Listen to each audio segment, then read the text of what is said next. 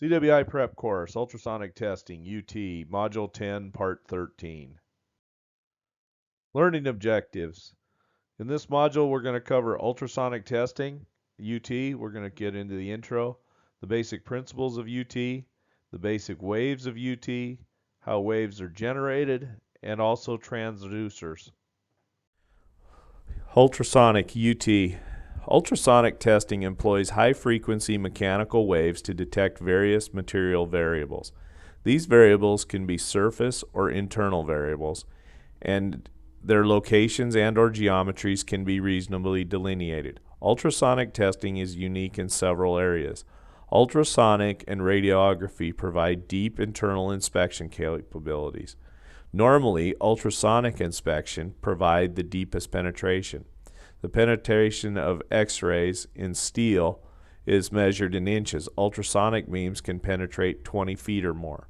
Ultrasonic does not require an intrusion of a foreign substance into a material, such as high-energy photons of an X-ray beam, but it consists of simple movements of the internal atoms already there. Therefore, ultrasonic testing can be considered the safest of all the inspection methods and is especially adaptable for medical use, which, you know, everybody that's got a kid in the last 15 years or 20 years has had the ultrasound done on it, and they can tell you, you know, is it a boy, a girl, is it got a tail or a misshapen head, whatever. And I'm joking on the last two, but you get the idea. Ultrasonic testing is adaptable for medical use, but it's great for finding flaws in a lot of different materials. Ultrasonic testing has very few restrictions on the kinds of materials it can inspect. The materials do not have to be magnetic, as they must for magnetic particle testing. They do not have to be electrically conductive, as they do for eddy current testing. And they do not have to exhibit an adhesive affinity for a liquid as required for liquid penetrant testing. They do not even have to be a solid material. Any volumetrically elastic material can be inspected by this method. Ultrasonic testing can involve a wide variety of variables. Material variables relating to flaws, voids, inclusions, bonding, thickness, densities can almost always be effectively inspected by ultrasonic testing. Therefore, ultrasonic testing is one of the basic non-destructive test methods. Sound produced by vibrating body, a transducer, and then travels in the form of a wave. Similar to light waves, they can be reflected, refracted, and focused. Ultrasonic reflections from the presence of discontinuities or geometric features enables the detection and location of defects or discontinuities, depending on what you have. Ultrasonic testing requires the generation of high-frequency mechanical waves, which are usually directed as beams to interact with various property variables of a material or specimen. The interactions of these mechanical waves result in the attenuation of the original waves and/or in returned reflections. The detection of these waves after interactions or reflection after these interactions produce information relatable to the variables.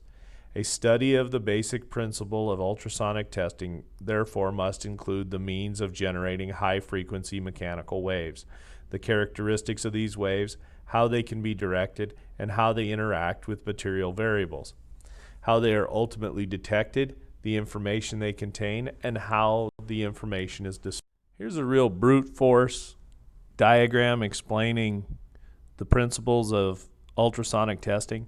So you've got your transducer that's kicking sound into the test material. You've got a defect there.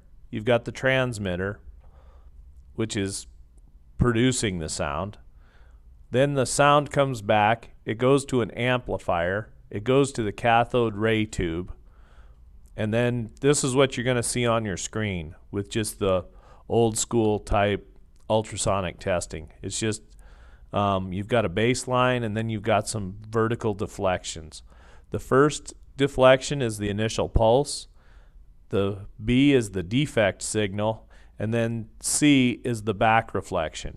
And that's the sound going and hitting the back wall of the material and then coming back. So if there's nothing where B is, you know you've got your material's clean. But if you get an indication there, that's signaling that you have a defect. So this is why ultrasonic testing takes a lot of operator training to develop any kind of aptitude, and to really develop the skill set to be effective at ultrasonic testing. It takes a while to understand, but this is the basic principles of it. Kind of a little cartoon here to get you on your way. So there's 4 basic kinds of waves, without getting too far into the generation of waves and the different wave forms and velocities and amplitudes and all that stuff, the wavelengths. I'm just going to kind of give you a boiled down version, the Gary Pace version. In the elastic range, there's 4 main kinds of disturbances or waves that can exist: compression or longitudinal waves, shear or transverse waves, surface or Rayleigh waves, and plate or Lamb waves. Other disturbances, shock waves, bar waves, love waves, torsional waves, will not be discussed. We're pretty much just going to look at compression and shear waves, and we'll leave it at that as far as the basic UT methods we're looking at. Compression or longitudinal waves. When the relative motions and or displacements between the atoms are in the same direction upon the same line as the wave propagation, the wave is called a compression or longitudinal wave. The compression wave is the fastest of all the elastic propagations that can be transmitted in a material. All forms of materials can support this kind or mode of wave, and it is this kind of wave that is normally generated by transducers. Figure 6.2.1 illustrates a compression wave. When the relative motions and or displacements between the atoms are in directions perpendicular to the wave propagation, the wave is called a shear or transverse wave. Only solids can normally support this kind or mode of wave. For any one material, shear waves travel at slower velocity, approximately half than that of the longitudinal waves, with 4 equal frequencies and shorter wavelengths.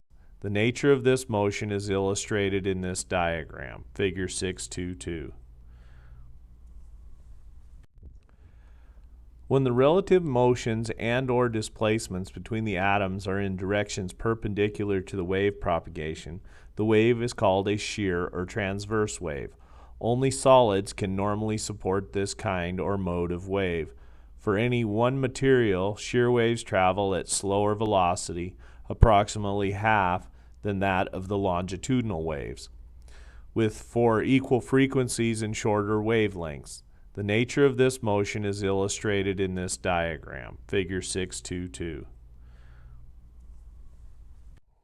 Today, almost all high-frequency ultrasonic beams are generated by transducers that transform electrical energy into mechanical wave energy by the piezoelectric effect.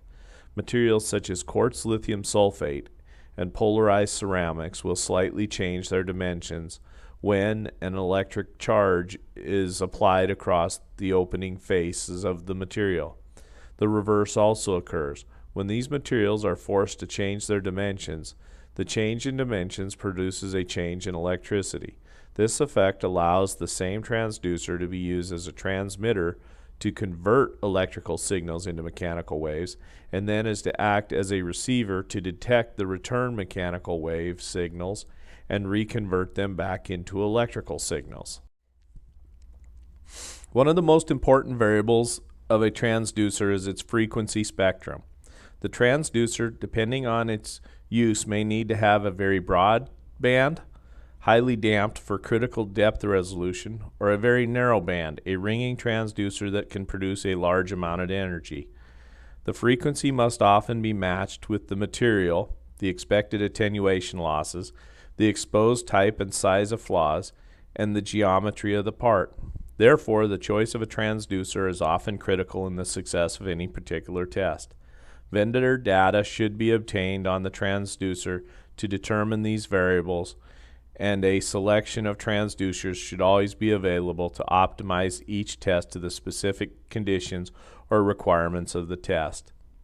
Here you can see we've got a transducer and then generally how the sound is produced and coming out. So you've got the beam center line, and then the near field zone, and then the far field zone.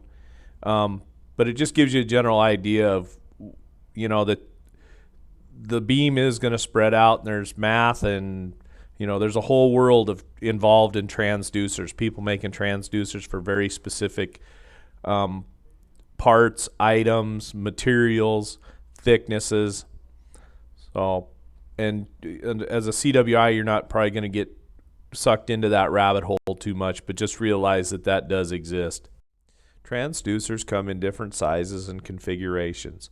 Normally, a small transducer produces a higher frequency and sharper geometric resolution, but they normally produce very little energy.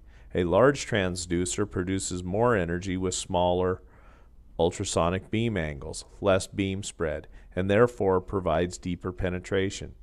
Transducers can be designed to produce beams at various angles that can be used to obtain shear waves. Transducers can be designed to produce beams wider than they are deep for a paintbrush-like inspection, or they can be made to focus the ultrasonic beam towards a focal point or a line.